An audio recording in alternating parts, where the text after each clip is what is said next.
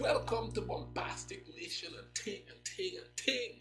Back with more vibes for all you. And this one is called 10 Foods That Were Invented for Another Purpose. Wow, so we eating stuff that was invented for another purpose? This is going to be interesting. It's going to be interesting all year. Let's YouTube and simmer. Hello everyone. Have you ever thought about how lucky we all are? We all live in a blessed time where the shelves in supermarkets are full of food, and everyone, literally everyone, can easily find a treat for their taste. Few people know, however, that many famous and popular products hide a lot of secrets. And no, we're not necessarily talking about their ingredients. We mean why and for whom they were originally created. For example, people still talk about the creation of Franco-Americans' canned SpaghettiOs, a popular product in the 1980s. Who decided to can a portion of cooked pasta? And what about Coca-Cola's alcohol issues, healing meat steaks, or flakes that make everyone kinder? Can't wait to find out? Then let's get it on. Let's get it on! 7-Up.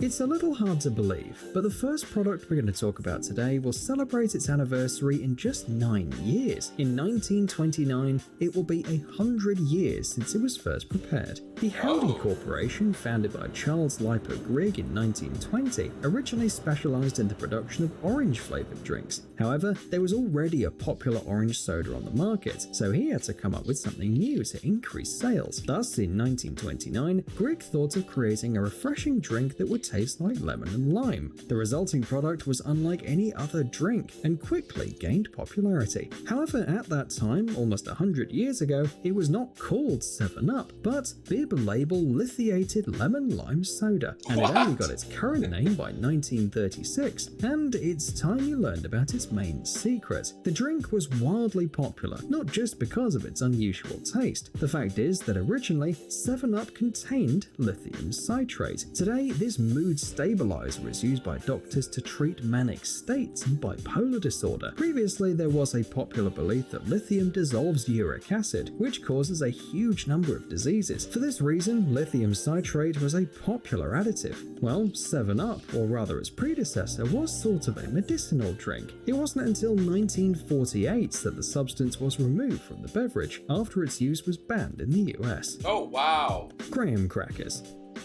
The story of how this product was invented is very interesting. Graham crackers are a delicious treat which can be used to make pie crusts, consumed in the original form, or as s'mores with chocolate and marshmallow. Either way, it's a sweet and not very healthy treat. In the past, however, it used to be very different. The Reverend Sylvester Graham was responsible for the creation of the Graham crackers. He was famous for sticking to strict limits in his food. The man, who lived in the early 19th century, believed that in order to stay healthy, people must stop enjoying their food. His diet was vegetarian and consisted mainly of bread made from coarse ground flour. As he preached actively, Graham built up a whole bunch of supporters, and it was for these people that Graham flour and then Graham crackers were invented. Despite the fact that the Reverend himself didn't create the crackers and had nothing to do with their production, the snack still bears his name. I eat a honey-made Graham from Nabisco. Since the beginning of mass production in 1898, the recipe has been modified repeatedly, but in our opinion, this is only for the best. Coca-Cola. So let me get this straight. The stuff was relatively healthy, then we started adding crap to it, which is probably the way it is with everything. Things are healthy, but because of the population growth and the mass production needed, people have to find substitutes to make things faster. And in the essence, to make it faster, make it taste better, so that people will keep buying it.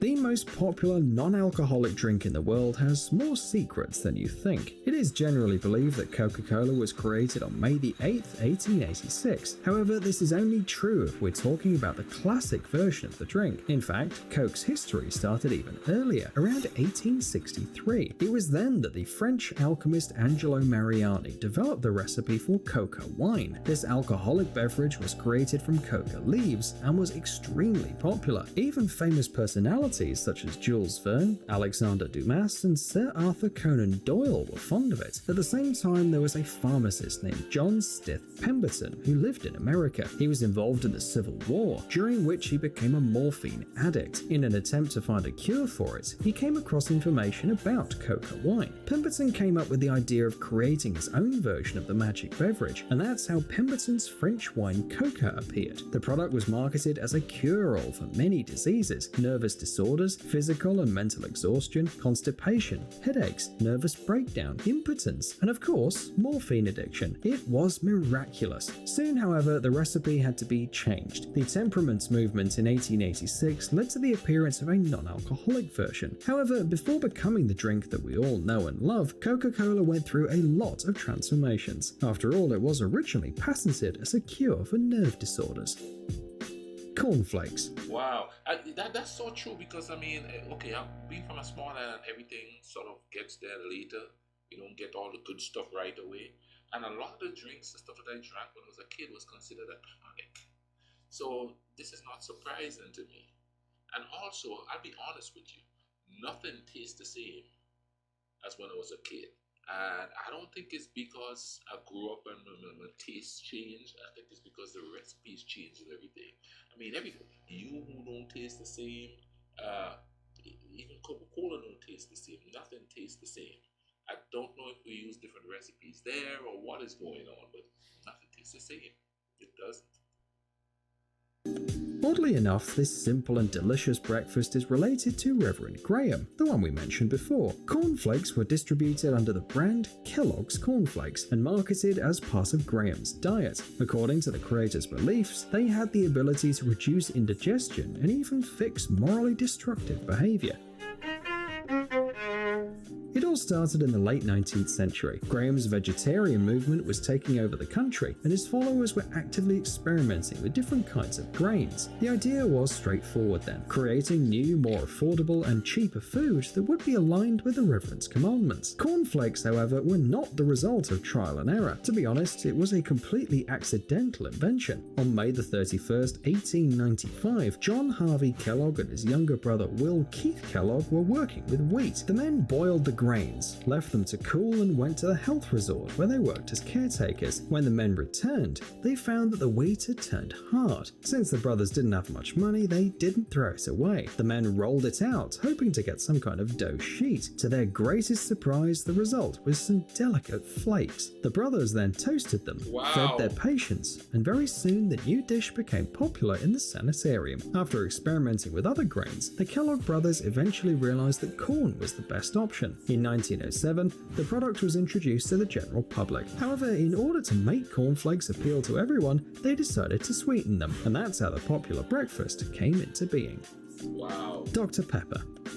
This is the third soda on our list, but what can we do if many popular drinks were originally created not only to quench your thirst? Despite the fact that Coca-Cola is still one of the most popular drinks in the world, Dr. Pepper appeared at about the same time. By the way, the protagonist of this story is also a pharmacist, Charles Alderton, a resident of Waco, Texas. When he invented his drink in 1885, he decided to sell it in pharmacies as a medicine. He made some very serious medical claims in the very first adverts.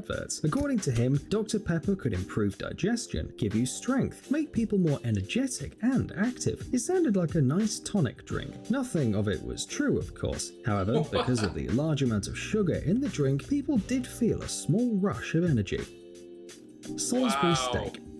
If you come across a Salisbury steak in the supermarket, you should know that once upon a time it was widely considered a cure for many diseases. The creator of this delicious dish is believed to be American physician James Salisbury. During the US Civil War, he worked as a military doctor. That's when he found out that diarrhea, which affected soldiers on a massive scale, could be stopped with a special diet: coffee, lean chopped beefsteak, and nothing else. A little later, he became fond of healthy foods and strict diets, but but his idea of healthy was very peculiar. Salisbury believed that people are predators, and that's why we have fangs. The doctor also believed that vegetables and food containing starch were the cause of most diseases, and that's how he got the idea for a Salisbury steak. It's minced beef seasoned with onions and spices. The resulting steak is roasted or boiled and served with brown sauce. Since 1888, Salisbury has actively promoted this dish as a path to health and longevity. He suggested eating it 3 times a day with plenty of water to cleanse the digestive system. Gugu clusters. There was a terrible period in US history known as the Great Depression. In 1929, the stock market collapsed, which led to an economic crisis, and so, like dominoes, one after another, the consequences began to affect companies and then ordinary people. The unemployment rate jumped from 3 to 25%. Another disaster was a drought that destroyed many crops all over the country. People who had jobs were considered lucky, but even they didn't always have enough money to feed themselves. Why are we telling you all this though? Well, because Gugu cluster cookies are an important part of this story. In the 20s and 30s, they only cost a nickel and were actively promoted as a nutritious, high-calorie lunch. Since the working class was constantly undernourished, Gugu cluster were indeed very valuable. These treats were delicious and relatively inexpensive. Chewing gum. Up to the 1760s, people actively used various resins as gum, but we wanted to talk about the chewing gum we consume today.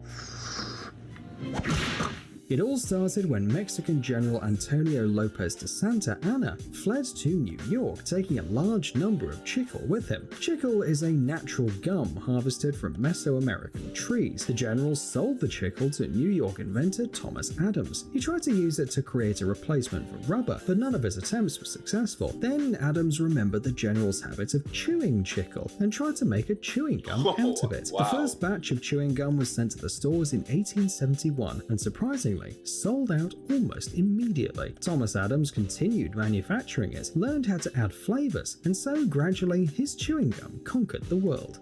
Wow. Brandy.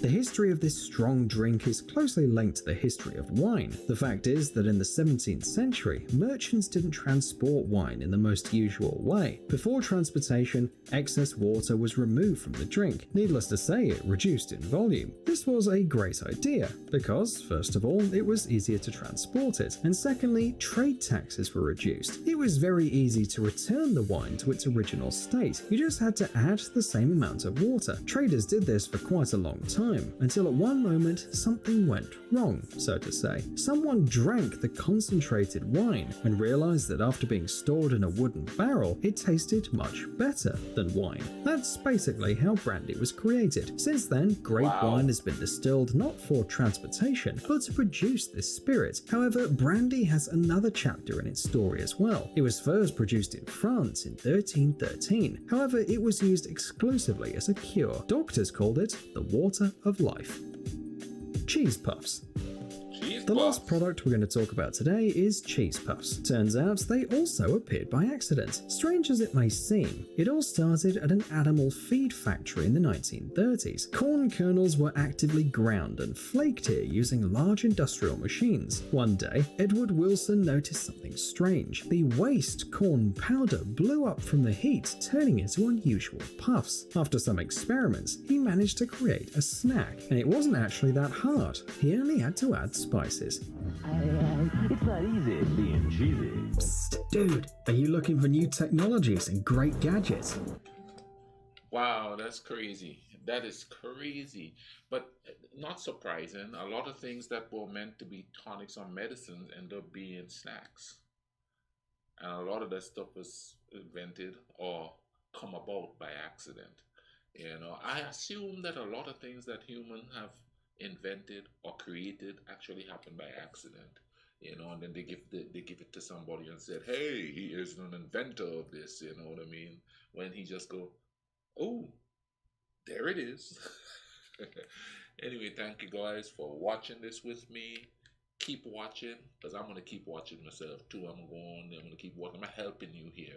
I'm going to put the link to this video in the description so you can go check this out and check out that channel and see what kind of goodies and things they have there for you to watch in these times, you know what I mean? Because something tells me we're going to be staying home a lot more here in the future.